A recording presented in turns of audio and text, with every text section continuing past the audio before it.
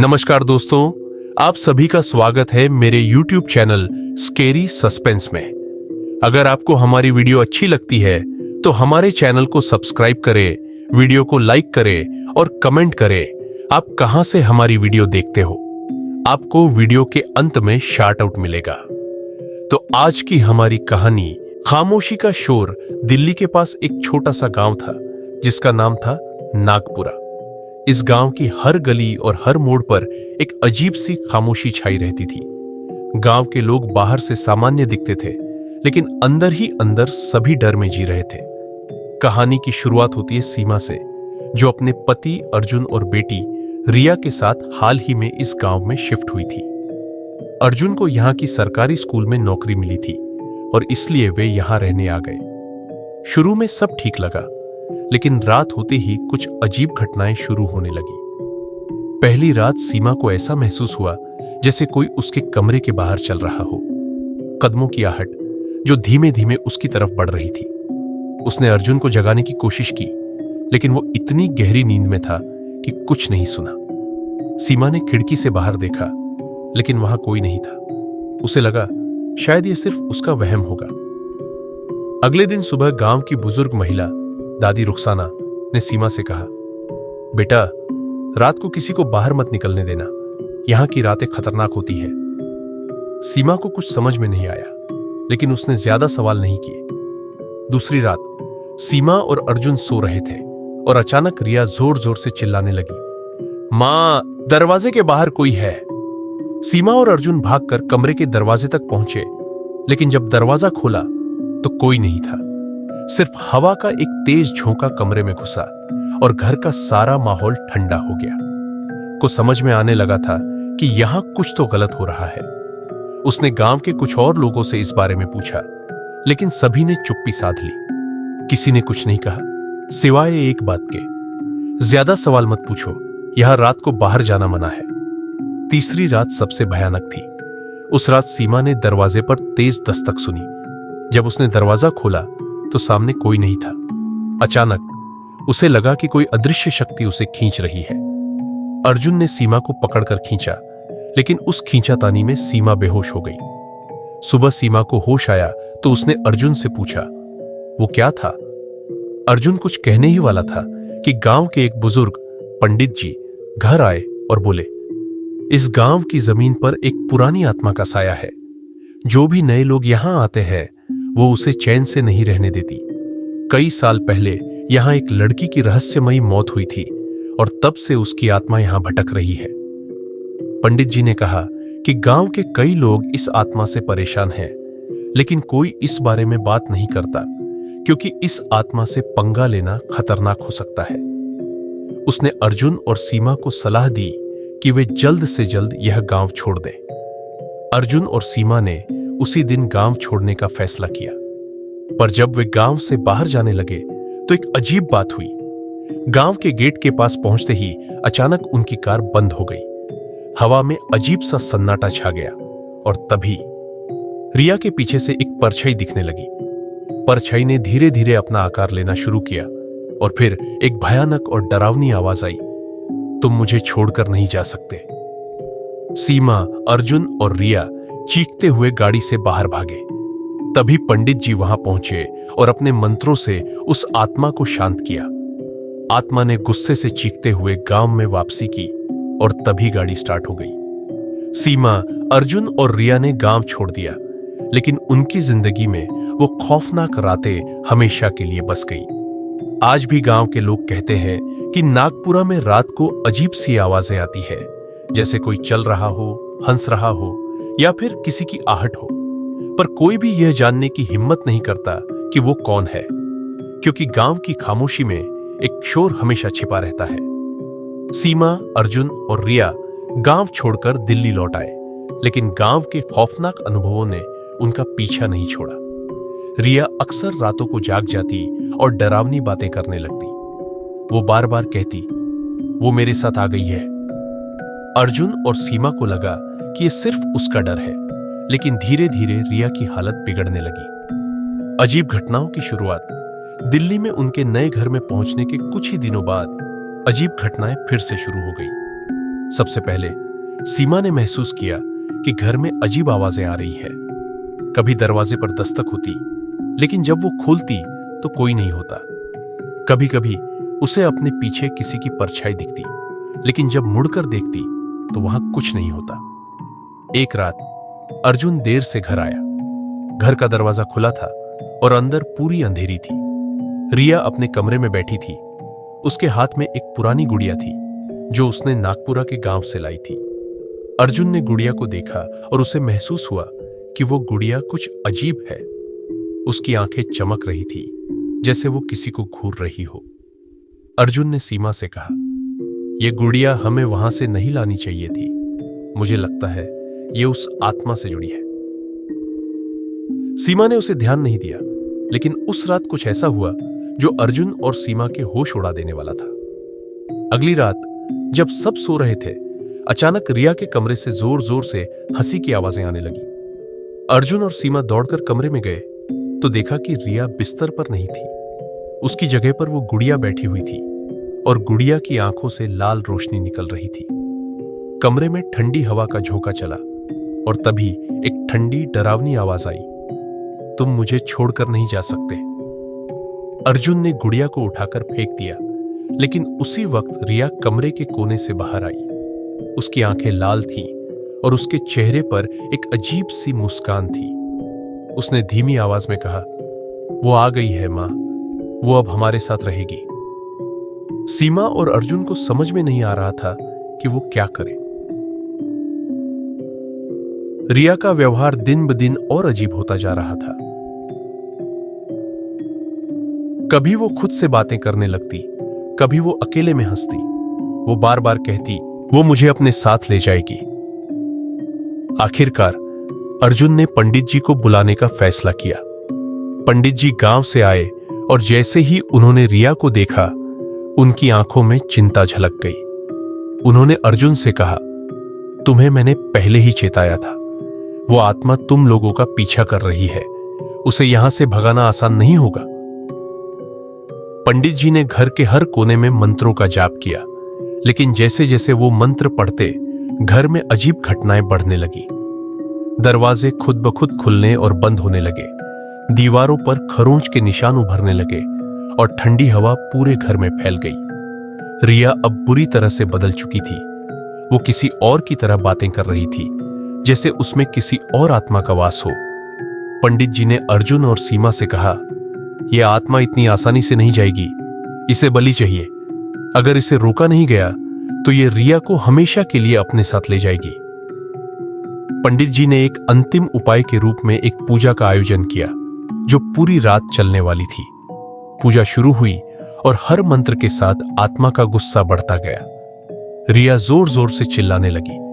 उसकी आवाज बदल गई थी, जैसे कई लोग एक साथ बोल रहे हों।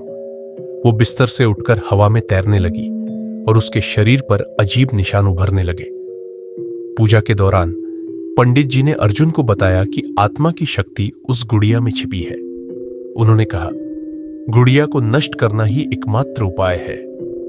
अर्जुन ने तुरंत उस गुड़िया को उठाया और आग में डाल दिया। जैसे ही गुड़िया जली, घर में तेज आंधी चलने लगी और रिया जमीन पर गिर पड़ी। वो बेहोश थी, लेकिन धीरे धीरे उसकी सांसें सामान्य होने लगी। गुड़िया जलते ही आत्मा भी गायब हो गई। पंडित जी ने बताया, अब वो आत्मा वापस नहीं आएगी, लेकिन इसका असर रिया पर हमेशा रहेगा। उसे कुछ समय लगेगा पूरी तरह ठीक होने में। अर्जुन और सीमा ने चैन की सांस ली, लेकिन उनके दिलों में डर का साया अब भी बना हुआ था। उन्होंने इस घटना के बाद गांव और उस रात के बारे में कभी बात नहीं की, लेकिन नागपुरा की वो रात और रिया का बदलता व्यवहार हमेशा उनकी यादों में जिंदा रहेगा। कहानी यहीं खत्म नहीं होती, क्योंकि गांव के लोग आज भी कहते हैं कि नागपुरा की आत्मा अब भी किसी नए शिकार की तलाश में है, और वो जहां जाती है वहीं खामोशी का शोर गूंज उठता है। रिया की हालत धीरे धीरे सुधर रही थी, लेकिन अर्जुन और सीमा की जिंदगी में डर का साया अब भी मंडरा रहा था। वे अपने नए घर में लौट आए थे, लेकिन नागपुरा की भयानक यादें उन्हें चैन से जीने नहीं दे रही थी। हर रात रिया सोते समय बड़बड़ाने लगती और कभी कभी उसकी आंखें खुली होती, जैसे वो किसी को देख रही हो। रिया के व्यवहार में हल्का सुधार तो हुआ था, लेकिन अब भी कुछ ऐसा था जो सही नहीं लग रहा था। अर्जुन को महसूस होने लगा कि उनके नए घर में भी कुछ अजीब हो रहा है। दीवारों पर हल्की हल्की खरोंचें नजर आने लगी, जैसे किसी ने वहां अपने नाखून घिसे हो। कभी कभी रात को घर में ठंड बढ़ जाती और एक अनजाना सन्नाटा हर तरफ छा जाता।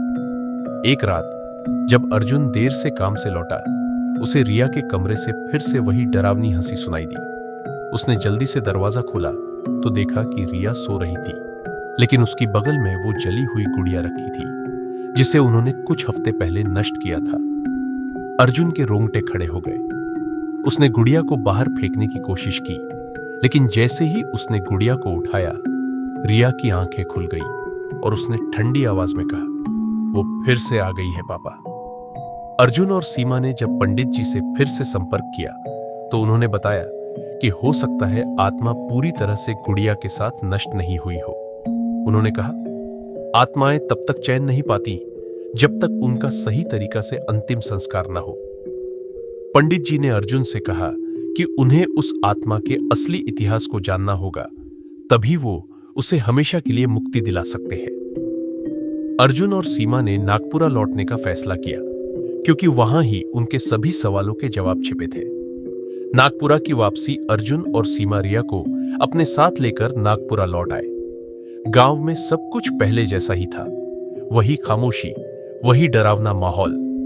गांव के बुजुर्ग अब भी किसी भी बात का जवाब देने से कतराते थे, लेकिन इस बार अर्जुन और सीमा को एक पुरानी और धूल भरी किताब मिली, जिसमें गांव के अतीत की कहानियां लिखी थी।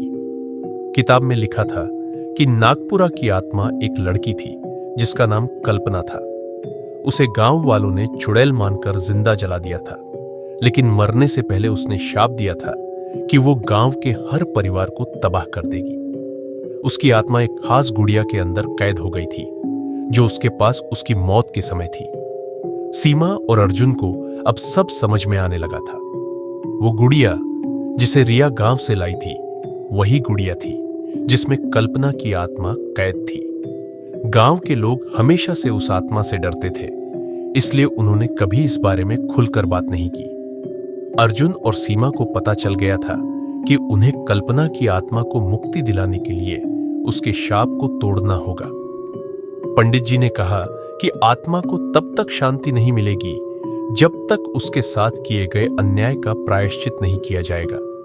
इसलिए उन्होंने अर्जुन और सीमा को सलाह दी कि वो कल्पना की आत्मा का सही अंतिम संस्कार करें, ताकि उसकी आत्मा को मोक्ष मिल सके। अर्जुन और सीमा ने कल्पना की आत्मा का अंतिम संस्कार करने के लिए एक विशेष पूजा का आयोजन किया। इस बार पंडित जी ने पूरी विधि से पूजा करवाई और गांव के कुछ अन्य बुजुर्ग भी इसमें शामिल हुए। पूजा के दौरान रिया का शरीर फिर से कांपने लगा और वो जोर जोर से चिल्लाने लगी। उसकी आवाज बदल गई थी, जैसे कोई और उसके अंदर से बोल रहा हो। पूजा के अंत में जैसे ही पंडित जी ने आखिरी मंत्र पढ़ा, रिया बेहोश हो गई और तभी एक काली धुंध कमरे के अंदर से निकलकर हवा में घुलने लगी। पंडित जी ने कहा, अब कल्पना की आत्मा को शांति मिल गई है, अब वो कभी वापस नहीं आएगी। रिया धीरे धीरे सामान्य होने लगी और अर्जुन और सीमा ने राहत की सांस ली। गांव के बुजुर्गों ने भी अर्जुन और सीमा का धन्यवाद किया, क्योंकि अब गांव के लोग भी उस आत्मा के डर से आजाद हो गए थे। अर्जुन, सीमा और रिया गांव छोड़कर वापस दिल्ली लौट आए। उनकी जिंदगी अब पहले जैसी सामान्य हो चुकी थी, लेकिन कहीं ना कहीं अर्जुन और सीमा के मन में एक सवाल हमेशा के लिए रह गया था। क्या वाकई कल्पना की आत्मा को मुक्ति मिल गई थी, या फिर वो अभी भी कहीं भटक रही थी? क्योंकि हर रात जब रिया सोती थी तो कभी कभी उसकी बड़बड़ाहट में एक ही बात बार बार सुनाई देती, वो मेरे साथ है हमेशा के लिए। दिल्ली में लौटने के बाद अर्जुन, सीमा और रिया की जिंदगी फिर से सामान्य होने लगी। रिया का स्वास्थ्य बेहतर हो रहा था और ऐसा लग रहा था कि अब उनका अतीत पीछे छूट चुका है। लेकिन सीमा के दिल में एक बेचैनी बनी हुई थी। उसे हर रात एक ही सपना आता, वही गुड़िया और एक अंधेरे कमरे में रिया की हंसी, जो धीरे धीरे डरावनी चीख में बदल जाती। कुछ महीनों बाद एक दिन सीमा जब रिया के कमरे की सफाई कर रही थी, उसे बिस्तर के नीचे एक पुरानी डायरी मिली। ये डायरी उस गांव की थी जहां से वो लौटी थी। उसमें कई पुरानी कहानियां और घटनाओं का जिक्र था, जिनमें सबसे अजीब बात यह थी कि उसमें आखिरी पन्ने पर रिया का नाम लिखा था। डायरी में लिखा था, रिया का जन्म ही इस आत्मा के लौटने के लिए हुआ था। जो लड़की एक बार छूट चुकी है, उसे आत्मा फिर से अपने कब्जे में लेगी। सीमा के हाथ से डायरी गिर गई। उसके मन में सवाल उठने लगे, क्या आत्मा वाकई मुक्त हो चुकी थी, या रिया को उसके साथ जोड़ने का कुछ गहरा राज था? रिया के साथ एक बार फिर अजीब घटनाएं होने लगी। वो अक्सर गहरे ध्यान में बैठी रहती, कुछ अज्ञात आवाजों से बात करती और कभी कभी बेहोश हो जाती। अर्जुन ने इसे रिया के स्वास्थ्य का असर माना, लेकिन सीमा को यकीन था कि यह कुछ और था। एक रात रिया अचानक नींद से जागकर सीधे बैठ गई। उसकी आंखें बंद थी, लेकिन उसका चेहरा डरावना हो गया था। उसने एक घबराने वाली आवाज में कहा, वो आ गई है मां, वो मुझे ले जाएगी। अर्जुन ने रिया को संभालने की कोशिश की, लेकिन अचानक कमरे में ठंडक फैल गई। रिया की आंखें धीरे धीरे लाल हो गई और उसने जोर से चिल्लाकर कहा, तुम मुझे रोक नहीं सकते, मैं आ रही हूं। अर्जुन और सीमा ने देखा कि कमरे के चारों तरफ से परछाइयां उभर रही थी। सीमा ने फौरन पंडित जी को कॉल किया, लेकिन इस बार पंडित जी कुछ अजीब कहने लगे। उन्होंने सीमा से कहा, तुम्हारी बेटी सिर्फ एक माध्यम है, वो आत्मा कभी नहीं गई थी। वो तब तक वापस आती रहेगी जब तक वो अपनी पूरी शक्ति हासिल नहीं कर लेती। तुम्हारे पास बहुत कम समय है। सीमा ने घबराकर पूछा, तो हम क्या करें? पंडित जी ने कहा, तुम्हें उस जगह पर लौटना होगा जहां से यह सब शुरू हुआ था। आत्मा को पूरी तरह मुक्त करने का एक ही तरीका है, तुम्हें उसकी अधूरी यात्रा को पूरा करना होगा। अगर तुम ऐसा नहीं कर पाई तो रिया हमेशा के लिए खो जाएगी। अर्जुन और सीमा ने आखिरी बार नागपुरा लौटने का फैसला किया।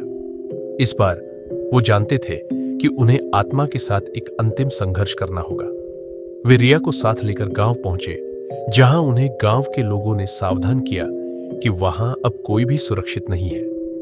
गांव की बुजुर्ग दादी, जिन्हें सभी लोग मानते थे, ने सीमा से कहा, कल्पना की आत्मा अब बहुत शक्तिशाली हो चुकी है, तुम उसे रोक नहीं सकती जब तक तुम उसकी मां को न ढूंढो। सीमा के मन में सवाल उठा, कल्पना की मां कौन थी और उसका इस पूरी घटना से क्या संबंध था? सीमा और अर्जुन को धीरे धीरे पता चला कि कल्पना की मौत के बाद उसकी आत्मा को उसकी मां ने एक शापित गुड़िया में बंद कर दिया था, ताकि वो कभी वापस ना आ सके। लेकिन उसकी मां ने उसे पूरी तरह से कैद करने में एक गलती कर दी थी। वो चाहती थी कि कोई लड़की कल्पना के जैसे ही जन्म ले और फिर उसकी आत्मा को मुक्ति मिल सके। रिया वही लड़की थी। इसका मतलब था कि रिया को एक बलि के रूप में चुना गया था। उसे एक माध्यम बनाया जा रहा था ताकि कल्पना की आत्मा फिर से जन्म ले सके। अर्जुन और सीमा ने पंडित जी और गांव के कुछ बुजुर्गों की मदद से एक आखिरी अनुष्ठान की योजना बनाई। यह अनुष्ठान कल्पना की आत्मा को हमेशा के लिए मुक्त करने और रिया को बचाने का एकमात्र तरीका था। अनुष्ठान की रात पूरे गांव में सन्नाटा था। रिया बीच में बैठी थी और पंडित जी मंत्र पढ़ रहे थे। जैसे जैसे मंत्र तेज होते गए, अचानक हवा में अजीब हलचल शुरू हो गई। रिया के शरीर से काली धुंध निकलने लगी और उसकी आंखें फिर से लाल हो गई। अर्जुन और सीमा ने देखा कि कल्पना की परछाई धीरे धीरे रिया के शरीर पर हावी हो रही थी। तभी पंडित जी ने अर्जुन को इशारा किया कि वो गुड़िया को लाकर अनुष्ठान में डाल दे। जैसे ही अर्जुन ने गुड़िया को आग में डाला, रिया जमीन पर गिर पड़ी। वहां एक भयानक चीख सुनाई दी और हवा में उड़ती काली धुंध धीरे धीरे गायब हो गई। पंडित जी ने कहा, अब कल्पना को मुक्ति मिल गई है, रिया अब सुरक्षित है। अर्जुन और सीमा ने चैन की सांस ली। रिया अब पूरी तरह से ठीक थी और उनकी जिंदगी में धीरे धीरे शांति लौट आई। नागपुरा का शाप अब टूट चुका था। लेकिन जैसे ही वे गांव छोड़ने लगे, सीमा ने पीछे मुड़कर देखा। गांव के एक कोने में एक छोटी लड़की खड़ी थी, जिसकी आंखों में वही लाल चमक थी। और फिर एक धीमी, डरावनी आवाज हवा में गूंज उठी, ये अंत नहीं है, मैं वापस आऊंगी। वीडियो में लाइक एम रखते हैं, 10 लाइक कर देना दोस्तों। अगर आपको ये कहानी पसंद आई तो इसे लाइक करें, शेयर करें और चैनल को सब्सक्राइब करना न भूलें। अगली बार हम लेकर आएंगे एक और खौफनाक कहानी जो आपके रोंगटे खड़े कर देगी। क्या आप तैयार हैं अगली डरावनी रात के लिए?